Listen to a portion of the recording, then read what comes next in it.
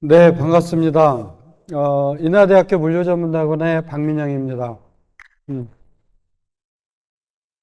그, 사실 이렇게 오픈 스페이스에서 이런 행사장 중간에서 세미나를 한다는 거에 대해서 전혀 예상을 못하고 왔어요. 그냥 여느 세미나 장소처럼 실내에서 하고 좀 더 이렇게 가까운 거리에서 할 줄 알았는데 약간의 뭐 여기서 꼭 춤춰야 될 것 같은 노래 불러야 될 것 같은 그런 무대에서 하게 돼서 약간 당황스럽지만 그래서 새로운 분위기에서 한번 강의를 하도록 하겠습니다.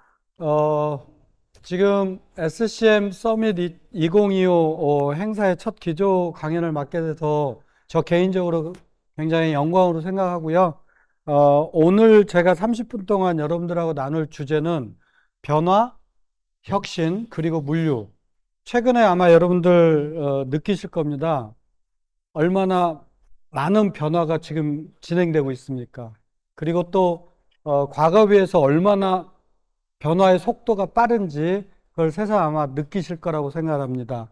그래서 이 변화 속에서 기업들은 어떤 대응, 혁신이라는 이름으로 어떻게 대응하고 있는지, 그리고 물류 쪽에서의 어떤 시사점, 그 순서대로 진행을 하도록 하겠습니다.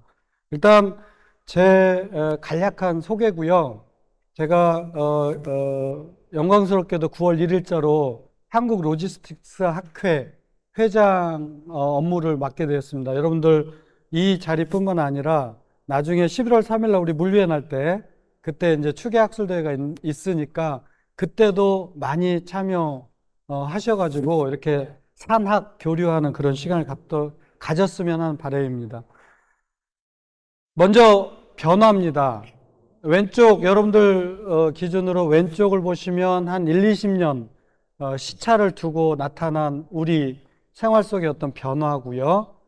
오른쪽에는 약 100년의 시차를 두고 나타난 변화입니다. 아마 그림을 보면서 공감을 하시리라 생각합니다. 몇 가지 이제 변화의 사례를 한번 같이 짚어보겠습니다. 이거는 이제 변화 중에서 가장 극단적인 유형의 물건이 무형으로 바뀌어버린 변화의 사례입니다. 제가 88학번입니다. 제가 대학 다니던 시절에는 중간에 카세트 테이프, CD, LP 이런 수단을 통해서, 그리고 그 플레이어 그런 수단을 통해서 음악을 즐겼습니다. 하지만 여기에 지금 MZ세대 몇 분 보이시는데 MZ세대들은 더 이상 제가 대학 다닐 때 음악을 친구들한테 선물하고 뭐 이런 대상이었던 게 지금은 음악은 더 이상 선물의 대상이 아닙니다. 다운로드의 대상도 아닙니다. 스트리밍의 대상입니다. 그래서 내가 원하는 곡을 언제 어디서나 시공간의 제약 조건이 없이 음악을 즐기는 그런 시대가 돼버렸고, 그 변화에 따라서 그 전에 음반 제작사, 그리고 음악 플레이 기기를 만들던 전자업체 이런 데가 다 없어지는 그런 결과를 초래했습니다. 이거는 최근에 아마 여러분들 잘 아실 겁니다. 유통 채널이 과거에 백화점, 마트, 뭐 슈퍼마켓 그런 오프라인 중심의 유통 채널들이 왼쪽은 일본 2010년도에 동경의 큰 백화점이 망하는 모습이고요. 그 다음에 오른쪽은 그로부터 한 10년 후에 미국에서 망하는 그런 뉴스입니다. 우리도 지금 그걸 경험하고 있지요. 그리고 어느샌가 약 10년 정도 업력을 갖지 않은 이커머스 플랫폼 업체들이 유통을 갖다가 장악해가는, 그래서 현재는 거의 한 40%, 소매 시장에서 40%가 이커머스를 통해서 지금 거래가 되고 있다. 그 정도로 지금 변화되고 있다라는 거고요. 또 이건 어떻습니까? 최근 한 4, 5년 전에 카카오 카풀이다, 그 다음에 뭐 타다다 이런 식으로 여객교통 서비스의 새로운 어떤 혁신이라 이름으로 새로운 서비스가 나타났습니다. 물론 외국에서는 우버다, 그랩이다 해가지고 그런 서비스가 나왔죠. 근데 우리는 기존의 택시 서비스를 하고 있는 기존의 플레이어들이 있고, 그다음에 또 새로운 혁신이라 이름으로 나타나는 새로운 사업자가 있고, 그래서 혁신과 생존권의 어떤 충돌 속에서 사회적 이슈가 되는 그 과정을 우리는 경험을 했고, 이게 비단 교통, 여객교통에 국한된 예의가 아니고 우리 물류시장에도 지금 그 현상이 나타나고 있고요. 부동산 업계, 심지어 법조계까지도 이런 플랫폼 기반의 어떤 새로운 형태의 서비스가 출현을 하고 있고, 기존의 그 업에 종사하는 사람들과의 어떤 갈등 구조가 우리 사회의 큰 이슈로 부각되고 있다. 이런 변화도 나타나고 있고요. 물류 쪽으로 이제 관심을 돌려보면 이미 엄청난 기술들이 지금 빠르게 출현하고 있고, 그 기술이 지금 우리 생활 속에 우리 기업의 어떤 경영 활동의 접목이 되고 있습니다.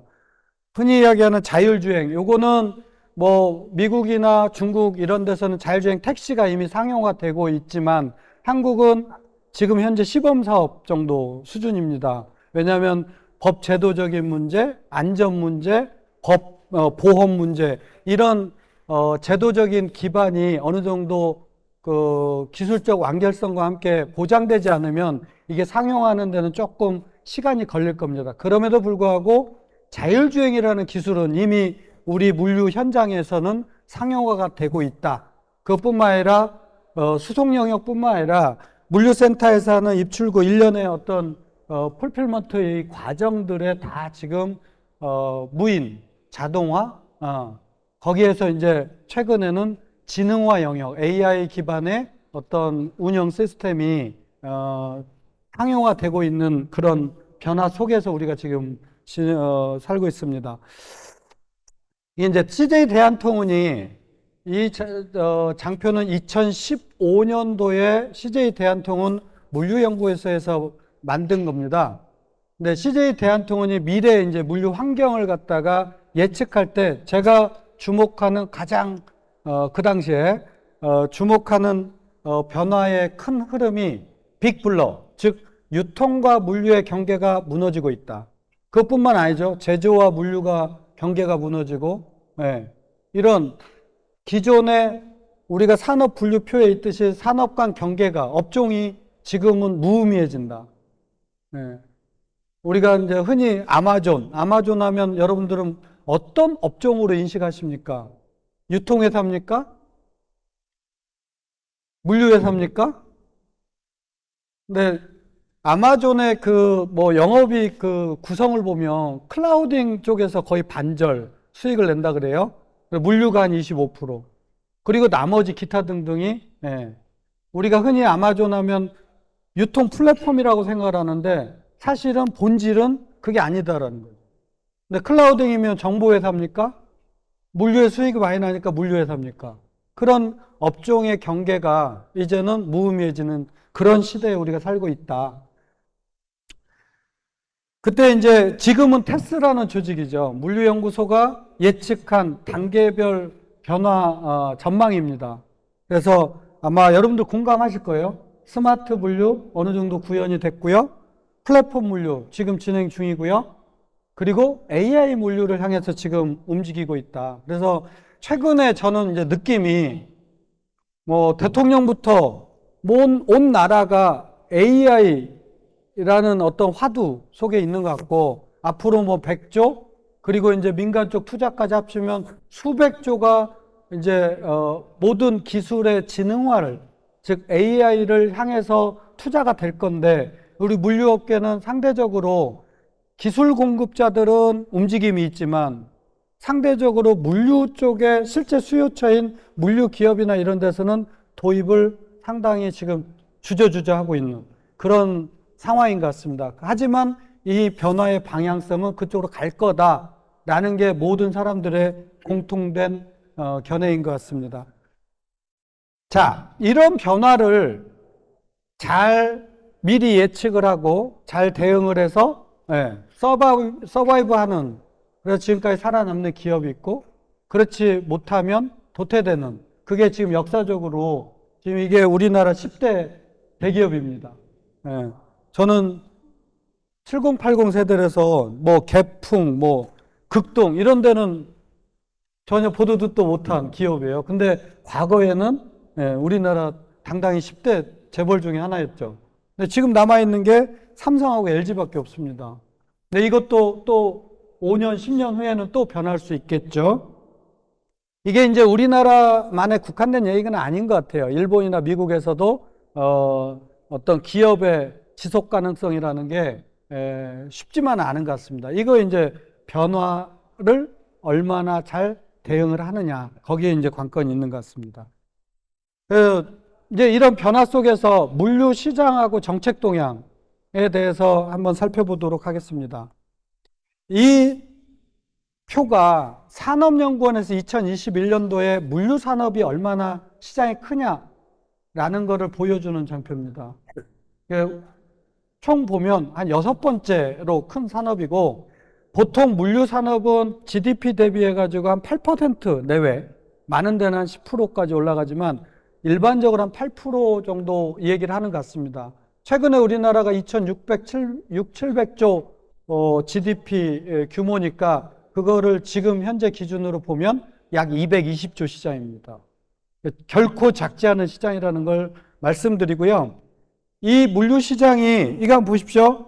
온라인 쇼핑, 그 다음에 1인 가구 증가, 뭐 비대면, 뭐 거래, 이런 사회적인 요인들이 이제 폭발적으로 온라인 시장 성장을 견인하고, 거기에 따라서 택배 시장 성장, 그리고 물류의 어떤 니치마켓이라는 니치마켓인데, 이런 또 새로운 형태의 새벽 배송, 당일 배송, 시간 지정 배송 같은 어떤 다양한 형태의 서비스가 지금 성장하고 있는 모습을 보여주는 겁니다.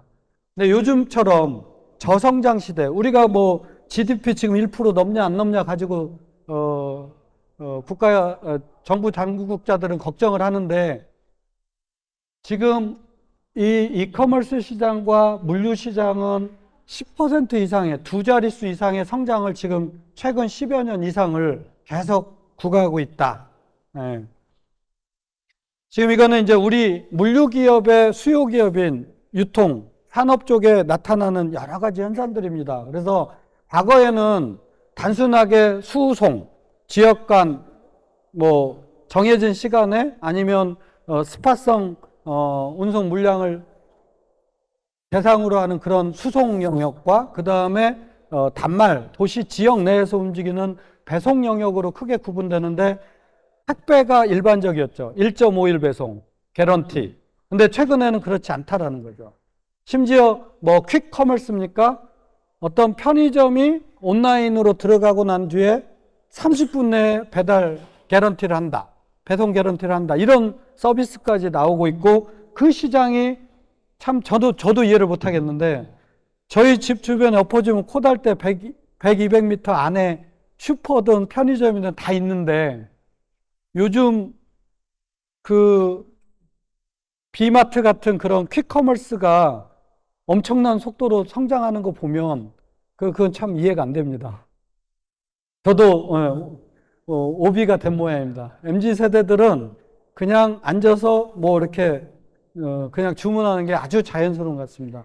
이 세대들이 이제 주 소비 시대, 한 5년, 10년 지나면 또 세상이 어떻게 바뀔지 모르겠습니다. 그리고 이제 여러분들이 또 주목해야 되는 게, 도시물류의 수요가 굉장히 급증하고 있다. 이게 지금 한진 데이터 가지고 정리를 한 건데요. 이거는 모든 택배 회사들의 공통적인 현상입니다.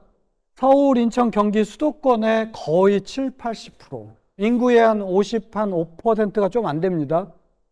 도시 지역에 다 이게 집중이 되고 있다. 그래서 도시 물류가 수요가 증가를 하니까 거기에 따르는 여러 가지 또 사회적 이슈들이 대두되고 있습니다. 뒤에 가서 말씀드리겠습니다. 그리고 이제 이거는 국제물류 시장입니다. 국제물류 시장인데, 제가 자료를 보니까 2024년도에 1.87조 달러, 우리나라 총 GDP가, 그리고 이제 무역 규모, 수출입 무역 규모가 1.3조 달러. 그걸 잘 보시면 70%입니다. 그래서 우리나라는 어차피 무역으로 먹고 사는 나라다 라는 표현을 맞죠? 그럼 이제 여러분들이 물류 쪽에서 가만히 생각해 보면, 물류 시장. 제가 학생들한테 강의할 때 그 얘기합니다. 여기서 지금 강의를 하고 있지만 이 자료를 보면 여러분들 100명 중에 70명은 어찌됐든 국제물류 영역에서 일을 하게 될 거야. 그래서 글로벌 역량을 키워야 돼. 라고 얘기를 합니다. 그러니까 우리 시장의 특성이 지금 그런 부분이 있다라는 거 하나하고, 또 하나 이제 글로벌 물류 시장 규모를 보니까 뭐 여러 컨설팅 펌마다 조금씩 틀리긴 하지만 현재 24년 기준으로 약 9조 달러 가까이 되는 것 같습니다. 그거를 우리 물류 시장의 전체 매출 규모로 220조 정도를 대입해 보면 우리가 약 1.3% 정도 됩니다. 그 이야기는 뭐냐면, 물류 시장, 해외 시장에 굉장히 먹거리가 많구나 라는 식으로 해석을 할 수 있고, 저는 개인적으로 이제 여러 나라 이렇게 출장을 다니면서 느끼는 게 우리나라 물류 기업들의 역량이 흔히 얘기하는 글로벌 물류 대기업들에 비해서 절대 뒤처지지 않았다. 거기다가 이제 AI 기반의 디지털 역량을 갖춘 물류 기업이 이 기술하고 접목이 되면 앞으로 물류 시장도 새로운 먹거리가 되겠구나. K물류. 그 시장이 열리겠구나. 저는 그렇게 생각을 합니다. 그리고 향후에 지금 보십시오. 2023년에 약 9조 달러인데 2030년, 10년도 안 돼서 2배 이상 또 성장한다는 거죠. 거기에 맞춰서 우리나라 수출입 무역의 물류의 관문 역할을 하는 공항과 항만도 이렇게 변화되고 있습니다. 그래서 공항 배후단지, 그 다음에 그 항만 배후단지에 보면 뭐 부산 신항 같은 경우는 200만 평. 이 물류 배후단지에서 거기에서 물류만 하는 게 아니라 제조와 유통까지도 할 수 있는, 그래서 요즘 뭐 예를 들어서 아이허브 들어보셨죠? 아이허브. 영양제 뭐 에르메스인가요? 하여튼 그런 회사들의 GDC, 글로벌 디스트리뷰션 센터가 지금 인천공항 배후단지에 있습니다. 그렇게 해서 여기다 두고서 뿌려주는 그런 글로벌 오퍼레이션을 그런 식으로 한다는 거. 그 수요를 지금 공항과 항만이 수용하기 위해서 배후단지의 물류 기능을 강화하는 그런 추세입니다. 자, 이거는 이제 민간 기업들의 어떤 그 대응입니다. 그래서 아까 얘기했듯이 빅블러 시대에 맞게끔 융합적인 어떤 서비스들이 계속 나타나고 있다. 그리고 해외 시장 진출을 위해서 지금 노력을 하고 있다.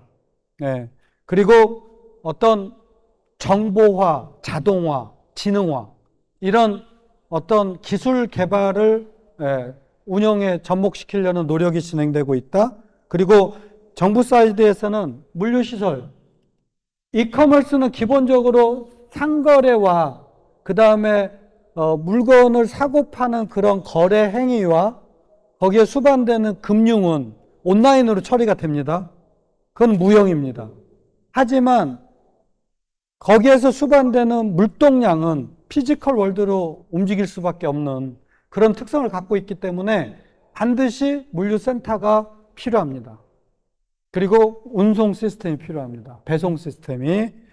그래서 거기에 대한 어떤 확장. 근데 최근에 코로나 이후에 금리가 상승하다 보니까 투자 시장이 얼어붙었죠. 그럼 뭐 스타트업계도 마찬가지고 모든 투자업계가 지금 위축돼 있는데 지금 그게 서서히 풀리는 그런 거를 지금 느끼고 있습니다. 그리고 이제 지금 당장 나타나는 게 지금 한 3년 정도가 물류 시설에 대한 투자가 절벽이었죠. 절벽. 그죠? 절벽을 경험했지. 그러니까 그게 이제 물류 시장에 미치는 영향 중에 하나가 이제 물류 보관 시설 공급이 수요에 비해서 뒤처지다 보면 물류비 보관료가 올라가는 거죠. 그리고 아마 지금 올해 말부터 지금 서서히 나타나고 있습니다.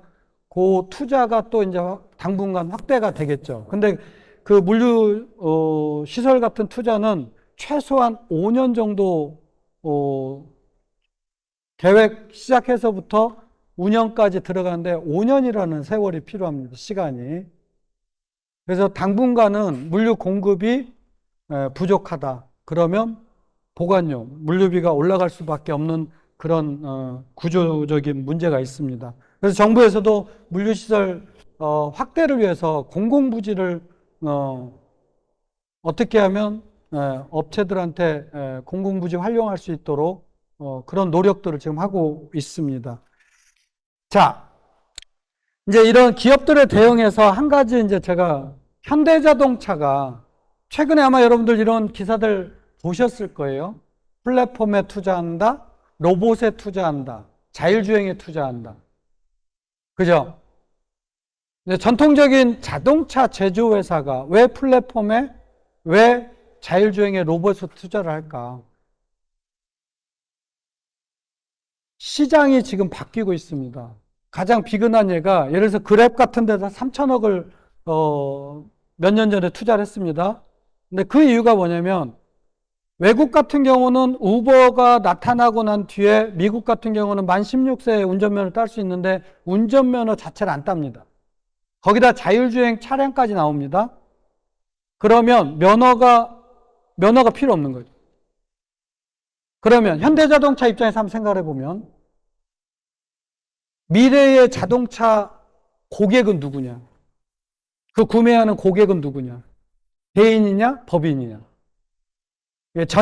가전제품을 보면 옛날에는 저희 때만 해도 그 결혼한다 그러면 여성 쪽에서 냉장고, 세탁기, 에어컨 이런 것들을 혼수라고 해서 이렇게 가져왔잖아요.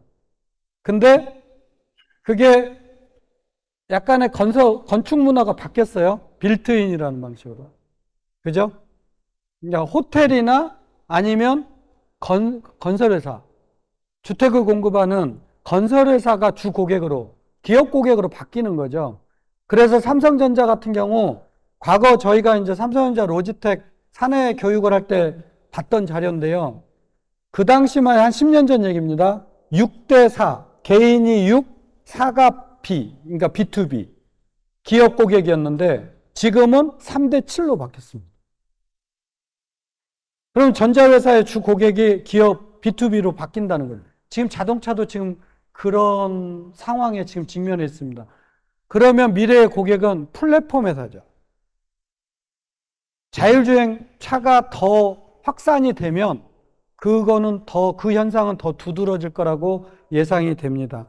어쨌든 이런 휴머노이드 로봇, 보스턴 다이나믹스, 여러분들 혹시 유튜브에 HM6, GICS, 그걸 한번 쳐보십시오. 현대자동차가 거의 자동화된 공장을 싱가포르에 지어놨습니다. 거기는 일종의 테스트베드라 그러더라고요. 제가 6월 달에 거기 방문할 기회가 있어 봤는데 사람이 거의 없습니다. 거기에 우리가 텔레비에 나오는 그 보스턴 다이나믹스 개 모양의 로봇 있죠. 거기 와가지고 그 검수를 그 개 로봇이 합니다. 네, 그런 시대가 멀지 않았다. 이미 스마트 팩토리 그게 지금 대기업 중심으로 해서 변화되고 있고 이거는 물류로 그리고 우리 생활 속으로 다 이게 확산이 될 거다라고 그게 시간이 얼마 남지 않았다라는 느낌을 받았습니다. 그 동영상 한번 꼭 봐보십시오. 정부 사이드에 이제 여러분들 정책 변화를 보셔야 돼요. 정부도 이러한 변화에 대응하기 위해서 여러 가지 노력을 합니다. 2016년 전까지만 해도요, 정부의 계획이라고 하면 물류정책기본법에서 10년짜리 물류 중장기 계획, 물류시설 계획, 그 다음에 화물운송 산업법에 근거해가지고 운송정책, 요것밖에 없었습니다. 근데 이거 보십시오. 2020년 이후에 계속 물류와 관련된 대규모 아주 대대적인 정책들이 발표가 됩니다. 가장 최근에 이게 2022년인데요. 모빌리티 혁신 로드맵. 이거는 이제 자동차 자율주행 시대가 될 경우를 가정해가지고 어떻게 가야 되고, 거기에 이제 디지털 물류 분과를 만들어가지고 이제 물류 쪽에 로드맵을 이제 제가 위원장 하면서 만들었는데 여기 보면 이런 노력을 하고 있다. 그리고 환경적인 이슈도 여러분들은 간과하시면 안 됩니다. 이게 서울시가 발표한 자료고, 물론 이제 그 전 정부에서 약 3년이라는 시간 동안 환경 정책이 굉장히 퇴보를 했지만, 새로운 정부 들어서서 다시금 아리백 같은 어떤 국제 규범에 맞는 환경 정책을 적극적으로 추진하겠다. 그래서 기후 에너지 부로 지금 부처까지 바꾸는 그런 지금 상황입니다. 그래서 여러분들이 환경이라는 이슈가 물류하고 어떻게 영향을 주고받는지를 항상 생각을 하셔야 된다는 거. 그리고 이거 지금 화물 자동차 운수 사업법도 굉장히 큰 이슈 중에 하나입니다. 화물 운송업계는.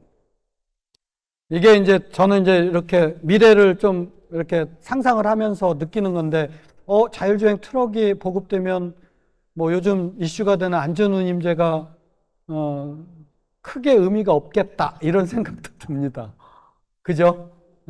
그런 이슈. 그리고 로봇이 막 물류센터에 물류 로봇들이 들어가고 자동화가 좀 더 성숙되면 노동자 이슈, 노동 이슈가 많이 없어지겠다.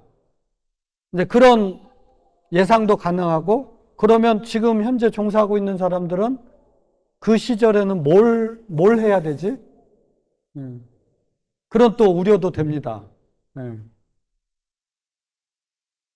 그리고 이게 이제 최근에 우리가 이제 물류 SCM을 하면서 반드시 어떤 운영체계 효율화, 이 운영 효율화만 생각할 게 아니고 어떤 외부 환경, 외부 조건에 대해서 항상 우리가 관심을 둬야 됩니다.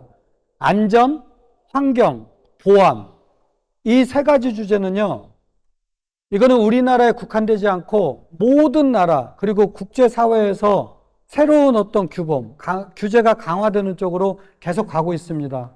이게 가장 최근에 온열질환, 산업안전보건법에 의해서 물류는 굉장히 직결됩니다. 산업안전보건법에 그 노동 베이스로 일을 많이 하기 때문에 이런 법률이 하나 새로 나오면 대응을 해야 됩니다.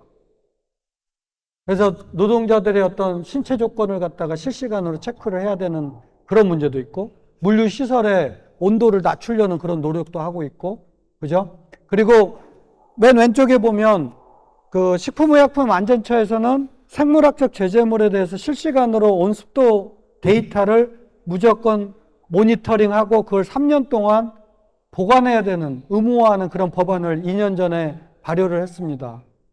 그래서 그런 IoT 디바이스 기반의 어떤 실시간 화물의 상태 정보를 관리하고 그거 가지고 뭔가 위기 상황에서 대응하거나 아니면 그런 법 제도에 순응하는 그런 노력들을 업계에서는 하고 있다.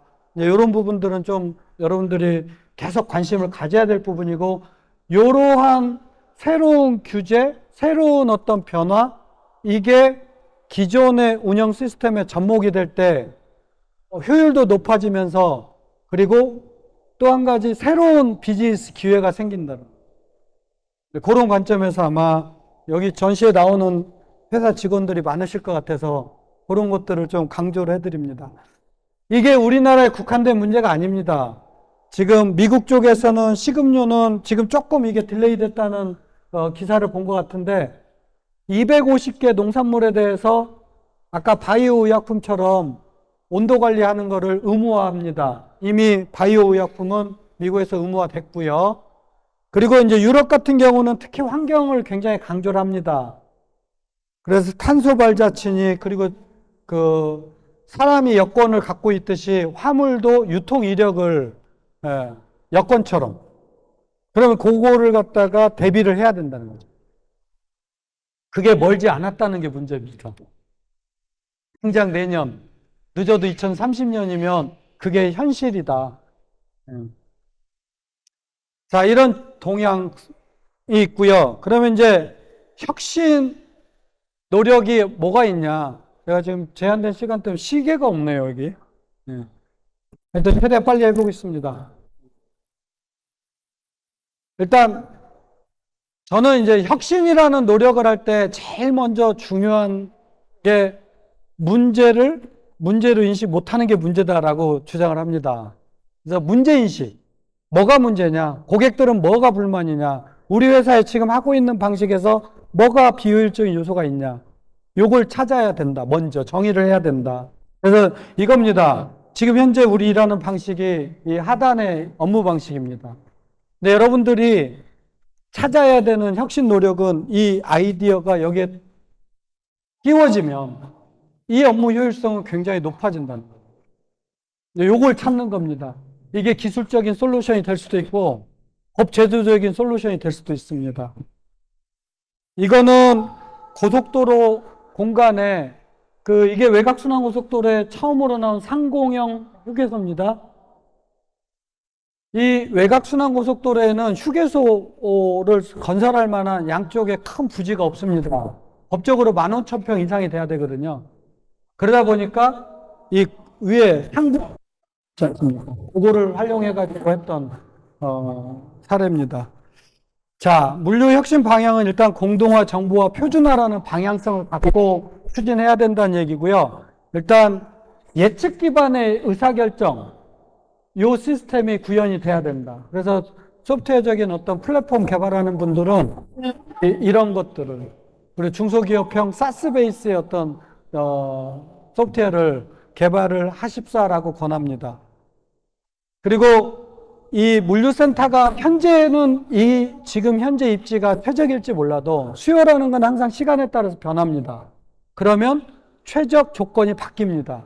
이게 지금 홈플러스가 과거에 목천에 있던 걸 안성으로 옮긴 사례입니다. 네. 그거를 한번 고민하셔야 된다는 거고, 그리고 실시간 비지빌리티 확보를 위한 노력을 해야 된다. SDS나 그 다음에 판토스 같은 물류 대기업들은 이미 이런 비저빌리티 시스템을 구비하고 있다. 그러면 이 비저빌리티에서 뭐를 받아야 되냐? 화물의 단순히 위치 정보만이 아니라 요즘은 상태 정보. 네. 이게 적정 온도대에 있냐? 아니면 이게 지금 안전하게 가고 있냐? 사고 나지 않고. 그리고 환경에서 탄소는 지금 지나가서 탄소가 얼마나 배출되고 있냐? 이런 상태 정보들이 이렇게 비저빌리티로 이제 구현이 돼야 되는 그런 지금 시대에 있고, 그 니즈가 지금 커지고 있다라는 거고요. 거기에 이제 발맞춰서 아까 얘기한 바이오 의약품에서 IoT 디바이스 베이스로 그 비저빌리티를 확보하는 회사 사례입니다. 오늘인가 금요일인가 이게 발표 있던데 그거 한번 관심 있게 봐주시면 좋을 것 같고. 지금 쿠팡 같은 데는 물류센터에다가 이런 IoT 디바이스 다 해가지고 온도 관리를 합니다. 아까 같은 정부 규제에 대응하기 위해서. 그리고 이거는 도시물류의 어떤 해법 중에 하나인데요. V2V라고. 이거는 저희가 인천시랑 국토부의 디지털 물류 서비스 실증 사업에 참여해서 했던 사례입니다. 도시 내부에는 물류센터를 입지시키기가 쉽지가 않습니다. 공간 확보하기가. 비싸기도 하고 주거지에 인접한 곳에 공간에다가 물류센터 넣는다 그러면 지역 주민들 난리가 납니다. 차도 못 들어오게 하잖아요. 그죠?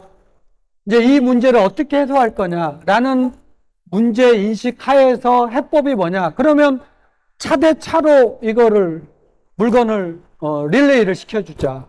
그래서 여기는 이제 대중 물류망보다 공유 물류망이라는 개념을 도입을 했는데 지역 간, 그 다음에 광역버스, 지역버스, 마을버스 그 체계를 화물에도 적용해보자. 이게 V2V 서비스입니다. 그래서 실제로 이게 저희가 인천에다가 적용을 했고 이게 잘 작동돼서 지금은 굉장히 사업이 확장되고 있는 추세다. 당일 배송이 가능합니다. 수도권 내에서. 그 다음에 이제 저희가 국토부 물류 서비스 실증 사업을 하는데 소상공인들은 지역 기반으로 합니다. 동네 장사입니다. 근데 요즘은 온라인 구매 채널이 온라인을 통해서 열리기 때문에 인천 이음이라는 플랫폼을 통해서 지역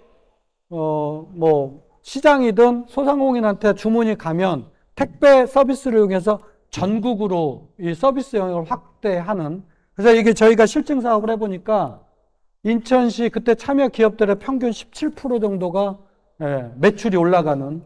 그래서 이게 지금 인천시는 엄청나게 지금 확대를 하고 있습니다. 예산 투자도 많이 하고요. 그리고 이제 이거는 이 물류업계 종사자들은 노동 환경이 열악합니다. 무거운 걸 져야 되죠. 택배기사들 얼마나 힘듭니까? 날 더운데 그 좁은 차에 들어가서 물건 꺼내고 내리고, 근골격계, 산업안전보건법 보면 뭐 몇 번 이상 이렇게 굽히고 하면 안 된다. 뭐 하루에 총 매뉴얼로 드는 무게가 몇 킬로 넘어가면 안 된다. 이런 규정들이 있습니다. 이걸 어떻게 해서 할까? 단순 아이디어. 여기에 이제 컨베이어 벨트 같은 장비를 넣어가지고 이렇게 해서 굳이 들어갈 필요가 없는 거죠. 그러니까 상하역을 굉장히 쉽게 하는 거. 그러면 노동시간이 단축이 됩니다. 1점 몇 시간이 단축되는 게 저희들이 실증을 통해서 나타났고요. 이 심박수도 굉장히 낮아지고 이런 결과들을 저희들이 도출했고 그거 올해 초에 국토부에 보고를 했습니다. 그래서 요 부분들, 그래서 물류 쪽에서 가장 지금 어떻게 보면 미싱 파트가 이 상하역 쪽입니다. 스마트 팩토리하고도 요 부분에서 입고 출고하는 이 부분, 이 노드를 어떻게 하면 자동화할 것인지를 지금 계속 연구를 할 겁니다. 그리고 이제 패키징도 굉장히 중요한 주제 중에 하나입니다. 여러분들 물류비 결정할 때 화물의 무게와 부피, 이 정보가 해상운송은 부피 베이스의 요금 체계고 항공운송은 무게 기반이지 않습니까? 그래서 이 패키징을 할 때도 소재를, 그러니까 무게를 줄이려는 노력, 그 다음에 부피, 이 손잡이 모양을 보십시오. 이 컵의 손잡이 모양을 가지고 이 물건을 얼마나 쌓느냐, 거의 2배 이상 차이가 납니다. 실제 저희 학생들이 턴 프로젝트로 이걸 했거든요. 계산도 다 해봤어요. 박스 이렇게 싸면 몇 개의 박스가 한 팔레트에 올라가고 2.5배 올라갑니다. 이 공간. 이 디자인적인 요소 하나 가지고 부피를 확 줄이는 겁니다. 이제 그런 거. 근데 이 패키징이 왜 중요하냐면 요즘은 IoT 디바이스를 물건 낱개 단위까지 들어가야 됩니다. 그거를 어디다 붙이냐? 그 개별 품목에다 그걸 붙여야 되기 때문에 그 어떤 지능화의 가장 기초가 될 수도 있고요. 또 하나 환경 이슈가 있습니다. 이 패키징은 여러분들 이제 좀 있으면 추석인데 엄청난 쓰레기 나오지 않습니까?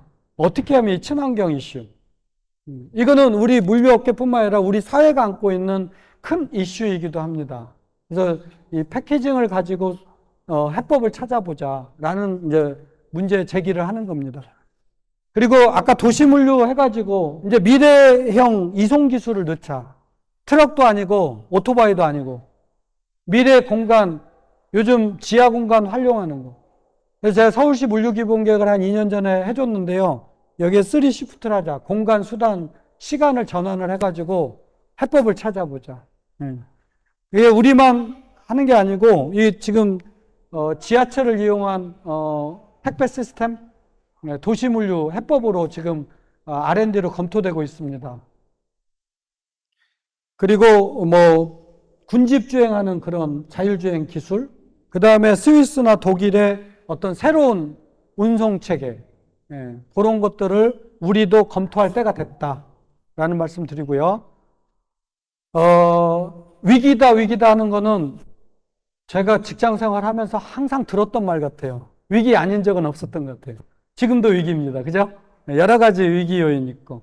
이제 물류는 노동집약적, 과거 노동집약적 산업에서 첨단 산업으로 지금 바뀌고 있다.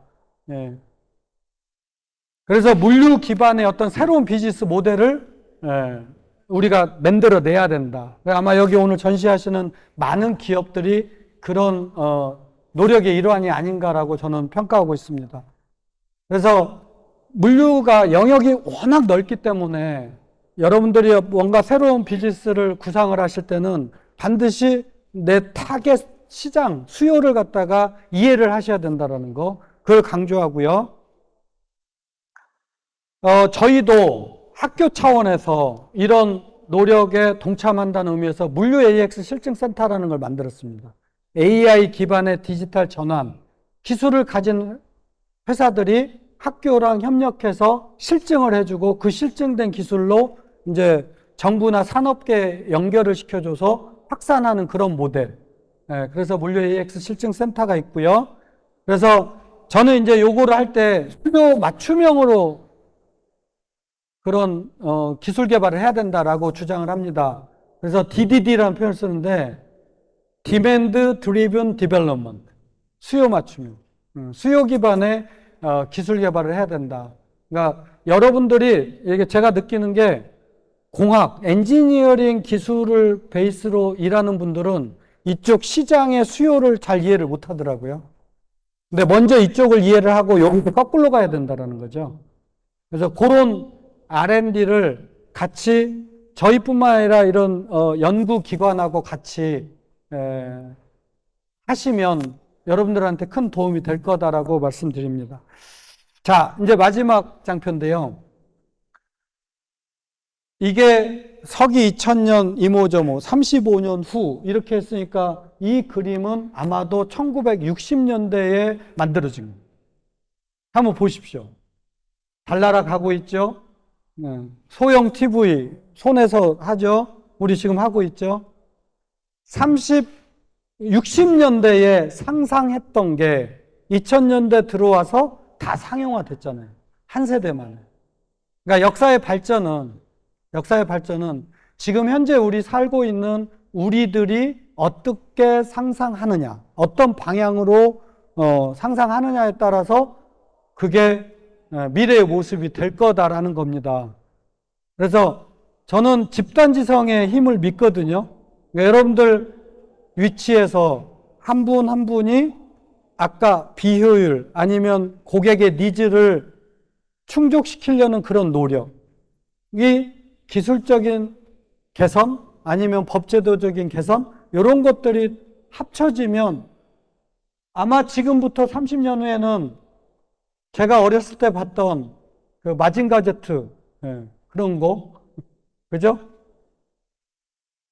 뭐 바이오 기술이 개발되면 어쩌면 그러니까 바이오 의학 쪽에 기술이 진전되면 제 고장난 신체가 다 바뀌어져서 아마 150살 시진핑이 그랬다 그래요. 자기 150살까지 살 수 있을 것 같다고. 그런 시대가 온다는 거죠. 좀 그런 상상을 하지 않습니까? 그죠? 그런 노력을 하지 않습니까? 그 결과물이 빠르면 5년, 10년 후에 지금 우리가 상상하고 있는 것들이 다 상용화 될 거다. 그래서 여러분들 지금 어떤 업종에 계신지 모르지만 물류라는 SCM이라는 그 영역 안에서 한 파트를 지금 담당하고 계실 겁니다. 그래서 여러분들 각자 위치에서 다양한 상상을 해보십시오. 그리고 그 상상을 서로 나누시고 이런 세미나 장소에서 나누시고 전시회에서 나누시고 그러면 좀 더 나은 물류 시장 그리고 우리 업으로 하는 물류나 공급망 이 시장이 훨씬 더 업그레이드가 될 거라고 믿습니다. 이상 발표를 마치겠습니다. 감사합니다.